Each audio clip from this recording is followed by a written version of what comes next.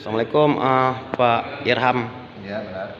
Bapak manajer PTP 1 Cegerik. Benar, Pak. Pak, kita ingin konfirmasi terkait ini, Pak, lapangan voli yang dibangun oleh pemerintah desa Ya. Alur Semampu di lahan HGU milik PTP. Gimana itu, Pak? Jadi sebenarnya itu kemarin itu mereka mohon agar diberikan lapangan voli untuk untuk pemuda-pemuda di situ pinjam pakai melalui manajer yang lama almarhum Ridwan.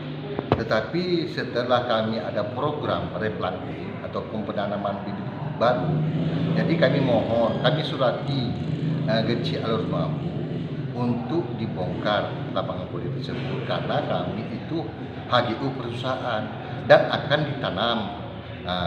Bila tidak dibongkar nanti bermasalah ke depannya dengan pemerintah ataupun bagi perusahaan dengan perusahaan itu sebenarnya. Kami sudah surati mereka, sudah kami datangi juga Pak Kecil. Baik-baik lah sebelum dilakukan TU itu ya 3 bulan yang lalu itu kami sudah datangi, sudah kami surati. Responnya ya begitu juga, tidak dibongkar juga, bertahan mereka, dan ada kemarin itu kami bongkar paksa. Cuman ya namanya orang itu pun bentrok sama kami. Terakhir teleponlah sama Pak Ridwan Abdullah advokat dari Jakarta agar dilakukan perdamaian. Mereka minta tempo, saya kasih tempo 2 minggu. Tetapi setelah 2 minggu itu belum ada pembongkaran. Berapa lama udah, Pak, perjanjian itu? Perjanjian itu yang katanya 2 minggu. Waktu kami bongkar itu berarti 2 minggu lalu kami mau bongkar paksa.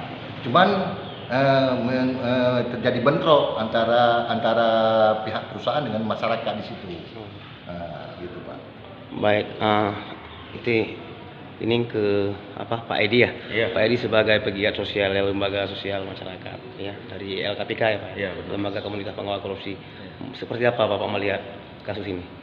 Saya sudah 2 minggu yang lalu pernah saya panggil Pak Kecik dan juga didampingi oleh Ketua Forum Kecamatan Cegerik. Sudah saya sampaikan dan saya tanya apakah dana APBN APBD bisakah dibangun di tanah HGO. Cuma Pak Keciknya tidak menjawab.